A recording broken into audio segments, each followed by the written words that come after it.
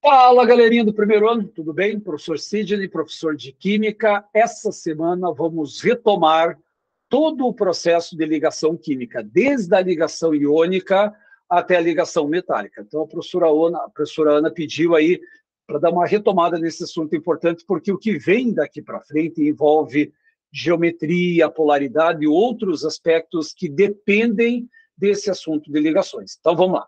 Então, tema da aula de hoje, vamos retomar esse conceito importantíssimo dentro da química inorgânica, esse assunto importante do primeiro ano, ligações químicas. A primeira ligação que você estudou foi uma tal de ligação iônica. Ligação iônica. O nome já me ajuda. Repare que para ter uma ligação iônica, o que é necessário? Íons. É necessário íons. Porém, vem a pergunta, professor, como é que eu vou saber quando que vai ter íons e quando não vai ter íons de uma ligação covalente? E aí vem a grande sacada. Para você ter uma ligação iônica, é necessária a presença de um metal. E esse metal, ele vai perder elétrons para um ametal. Só que vem a dúvida, professor, como é que eu vou saber quando que um elemento é metal ou ametal? Professor, é só olhar na tabela periódica.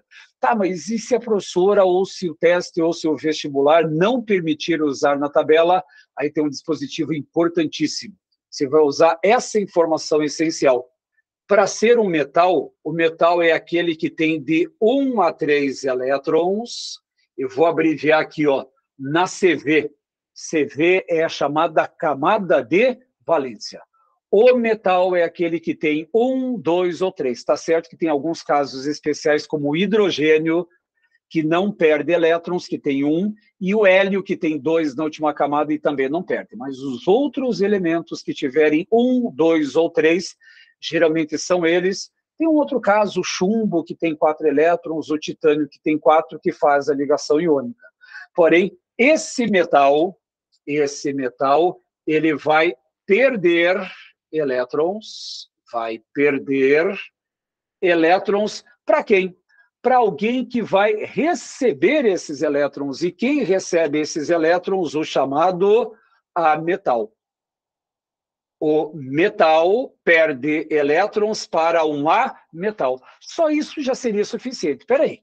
Para ser um metal, ele tem que ter 1, 2 ou 3 na última camada. O que vem a ser um ametal? Aquele que não é metal, ou seja, aquele elemento que não tem 1, 2 ou 3. Porém, vou um pouquinho mais além. Normalmente, os nossos ametais são aqueles das famílias 4A, 5A, 6A, 7A e hidrogênio. Então, perceba que para você ter uma ligação iônica, é necessária a presença de um metal, e esse metal ele vai perder todos os elétrons da última camada. Vou repetir. O metal ele vai perder todos os elétrons da última camada para o ametal. E como os ametais estão nas famílias 4A, 5A, 6A, 7A e hidrogênio, o que vai acontecer? A família 7A precisa receber apenas um elétron, a família 6A precisa receber 2 elétrons, 5A, 3 elétrons e 4A, quando aparecer, 4 elétrons. E o hidrogênio, nosso velho e querido hidrogênio, ele só precisa de elétron. Aí você tem a ligação iônica. Então, quando o metal perde elétrons para o ametal, eu tenho uma ligação iônica. Aí, como é que funciona? O metal é aquele que tem de 1 a 3 na última camada, e o ametal é aquele que tem 4, 5, 6, 7, mais o hidrogênio. Isso é ligação iônica. Porém, para que você tenha uma segunda ligação, a segunda ligação ela é chamada de ligação covalente. E essa ligação covalente, ela tem uma palavra especial. Aliás, todas as ligações químicas, elas têm algumas palavrinhas ou frases especiais. O que caracteriza a ligação iônica? Perda de elétrons, transferência de elétrons, doação de elétrons. Isso é a ligação iônica do metal para o ametal. O metal perde todos os elétrons da última camada, enquanto o ametal recebe. Agora, na ligação covalente,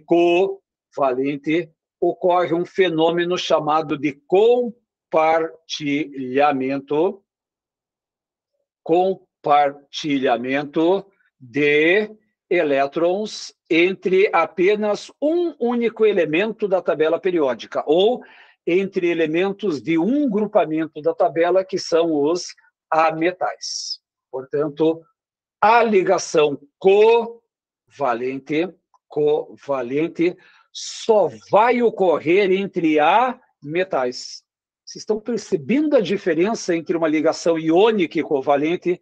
A ligação iônica tem que ter o metal e o ametal, porque o metal perde, o ametal recebe. Agora, se você perceber pela distribuição eletrônica que os elementos envolvidos têm 4, 5, 6, 7 elétrons na última camada, mais o hidrogênio, lá você vai ter uma ligação covalente. Só envolve ametais. Já vou te dar os exemplos aí. E aí, para fecharmos esse esquema de ligações, a última ligação que você vai estudar é a chamada ligação metálica. Metálica. Já fica uma pequena mensagem subliminar. Duvido que você me acerte. O que você acha que vai ter numa ligação metálica? Ligação metálica. Somente metais. Só que, novamente, eu vou voltar para a teoria. Na ligação iônica, o metal perde para o ametal, transfere, doa. Na ligação covalente, ocorre o compartilhamento de elétrons somente entre ametais. E o que se acha que vai existir na ligação metálica? Na ligação metálica, literalmente é uma expressão. Você vai encontrar a nuvem de elétrons entre somente um elemento da tabela periódica, que é o metal. Portanto, a ligação metálica só ocorre entre metais. E o que indica uma ligação metálica é a nuvem de elétrons, o mar de elétrons, pode aparecer até as expressões nevoeiro eletrônico ou neblina eletrônica. Então, perceberam? Todas as ligações químicas estão devidamente resumidas aqui, ó. Não dá nem para reclamar que é muita matéria. Então, olha só. Ligação iônica, palavra-chave, perda, transferência, doação de elétrons. Ligação covalente, compartilhamento de elétrons entre ametais, e a ligação metálica, nuvem ou mar de elétrons nos metais. Tá, professor, e como é que eu vou saber num exercício se a ligação é iônica, covalente ou metálica? Então, vamos lá. Então, vamos fazer uma pequena separaçãozinha aqui, ó, do meu quadro, para vocês entenderem a lógica das ligações. Então, vamos imaginar que você tenha um elemento magnésio 12 e eu vou fazer uma ligação com o flúor 9. Magnésio 12 e flúor 9. E a pergunta é, que tipo de ligação vai ocorrer entre o magnésio e o flúor? Primeiro, eu tenho que saber se o elemento é metal ou ametal. E como é que eu descubro isso? Dá-lhe distribuição eletrônica. 1s2, 2s2, para você descobrir. Então, vamos lá. A princípio, 1s2, 2s2, 2p6, 3s2. Já vou fazer aqui do flúor. 1s2, 2s2, 2p5. Essas são as duas configurações eletrônicas necessárias. Vamos colocar isso em camadas, até vou usar cores distintas aqui, ó. Para você fazer a distribuição eletrônica desse magnésio K2, L8, e repare que a última camada, que é a camada M, tem 2 elétrons. Ele tem 2 elétrons. O que esse magnésio é na tabela periódica? Repare que o metal ele tem que ter 1, 2 ou 3 na última camada. Como esse magnésio tem 2, significa que ele é um metal. Esse magnésio é um metal. Agora, o que vai acontecer com o átomo de flúor? Vamos colocar uma outra cor aqui para o flúor. Camada K com 2, e repare que a última camada ela tem 7 elétrons. 7 elétrons. Ele é metal ou ametal? Espera aí. Para ser metal tem que ter 1, 2 ou 3. Como ele não tem 1, 2 ou 3, adivinha o que ele vai ser? Um ametal.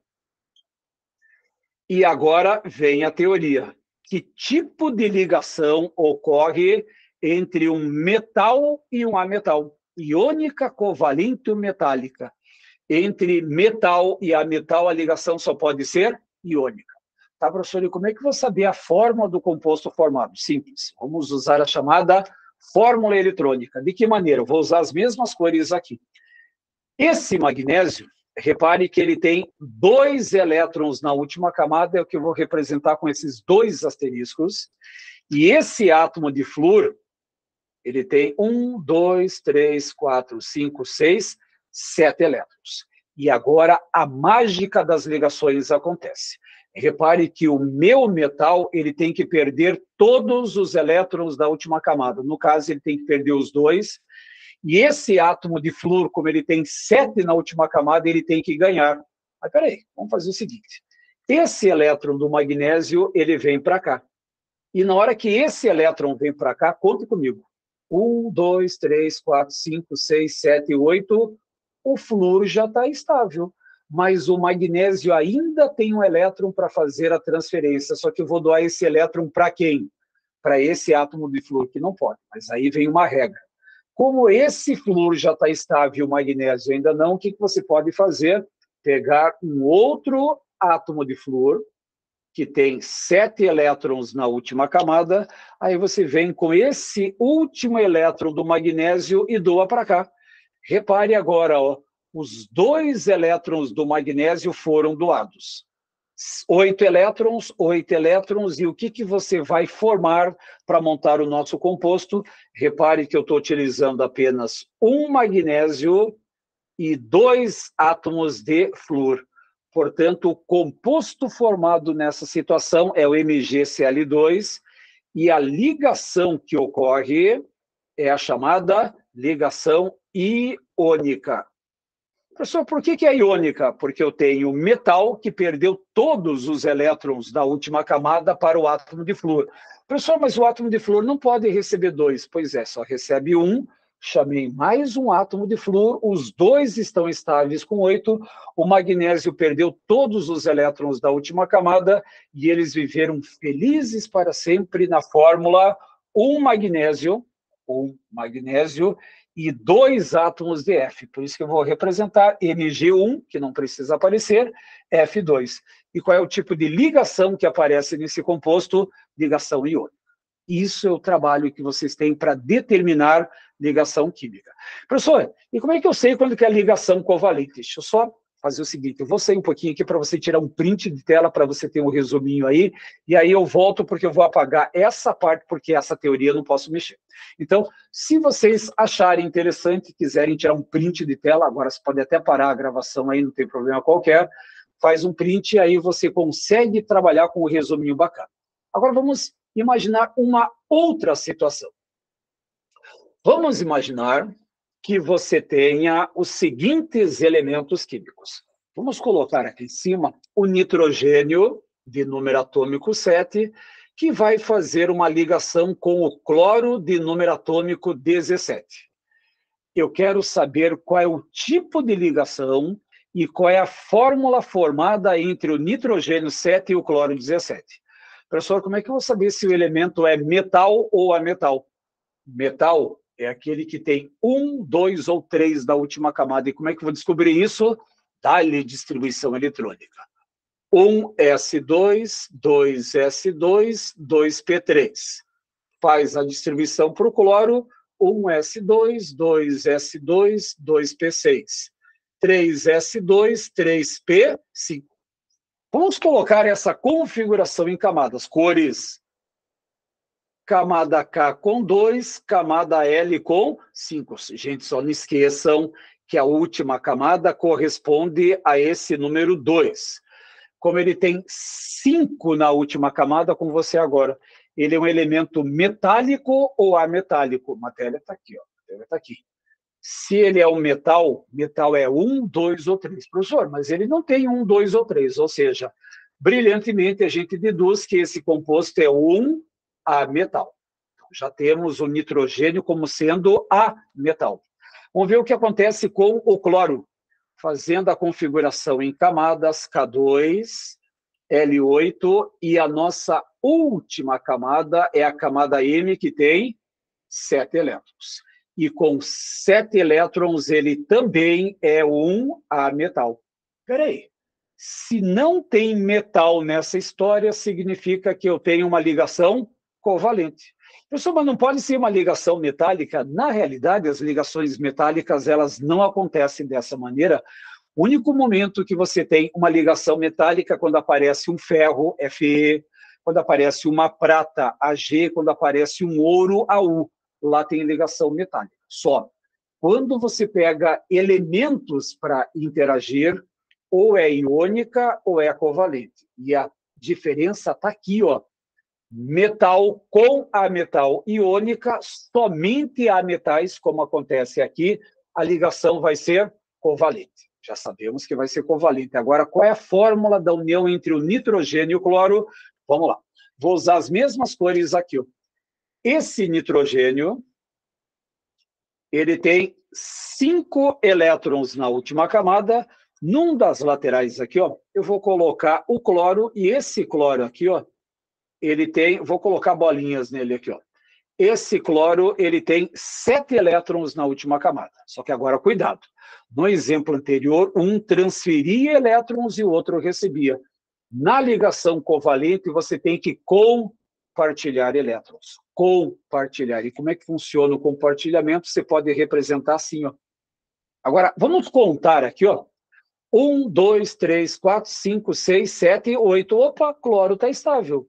1, 2, 3, 4, 5, 6. O nitrogênio não está. Como é que você vai estabilizar esse nitrogênio?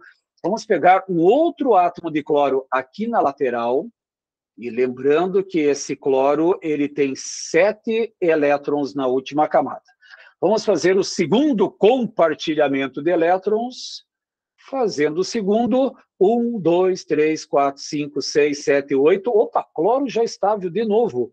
1, 2, 3, 4, 5, 6, 7. Ainda não. O que você vai fazer? Outro átomo de cloro que tem 7 elétrons na última camada. E aí, finalmente, você vai fazer o último compartilhamento de elétrons. 1, 2, 3, 4, 5, 6, 7, 8. Nitrogênio. 1, 2, 3, 4, 5, 6, 7, 8. Nossa, professor, todo mundo ficou estável com 8, sim. E todos eles viveram felizes para sempre. Só que eles viveram felizes em qual fórmula? Repare que eu estou usando apenas um átomo de nitrogênio. 1, 2, 3. E 3 átomos de cloro. Portanto, o meu composto vai ser um NCl3. E qual é o tipo de ligação que acontece aqui? A ligação, ela é covalente. Perceberam a diferença entre uma ligação iônica e uma ligação covalente? Fácil. Vou voltar mais uma vez para encerrar essa minha revisão. Na ligação iônica, eu tenho que ter um metal e um ametal. Metal mais ametal. Na ligação covalente, ocorre compartilhamento de elétrons somente entre ametais. Somente elementos que não têm 1, 2 ou 3. Porque se tiver 1, 2 ou 3, metal. Se não tiver 1, 2 ou 3, se tiver 4, 5, 6, 7 mais o hidrogênio, aí é um metal, a ligação é covalente. E a ligação metálica é aquela que só tem metal. Você vai encontrar um ferro, uma prata, um ouro, um cobre, algum elemento qualquer. Então, presta bem atenção, pratique bem esse resuminho. Não dá nem para reclamar que há muita matéria para estudar, porque ela está resumida aqui, obviamente. Então, você vai pegar seu caderno, vai pegar sua apostila, vai resolver os exercícios. Qualquer dúvida, pergunta para a professora Ana, ela vai fazer exercícios com vocês para trabalhar bem esse sistema. Provavelmente vocês já vão entrar em outros assuntos nas semanas seguintes, como geometria molecular, e vocês vão ter que dominar muito bem esse tipo de estratégia. Como que eu vou fazer as ligações para obter a estabilidade dos elementos quando eles fazem ligações químicas? Gente, uma ótima semana a todos. Fiquem com Deus. Na semana que vem, nós continuamos com uma outra revisão. E isso é importante para quê? Para que você tenha um aprendizado, que você consiga entender essa maravilhosa matéria que é a química. Gente, um grande abraço, fique com Deus e até a próxima semana. Tchau, gente, se cuidem.